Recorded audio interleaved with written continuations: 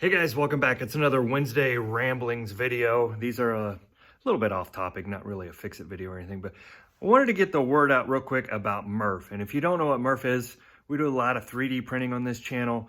It is the Midwest RepRap Festival. I was really looking forward to going this year, maybe meeting a couple of you along the way. It looks like it has been delayed. It was supposed to be the end of March.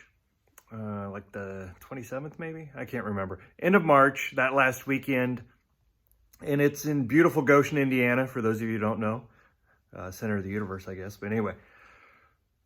But it has been delayed this year. That's unfortunate. It looks like it's, the magic of the internet has told me that come June 25th or so, the end of June is when it's going to be this year.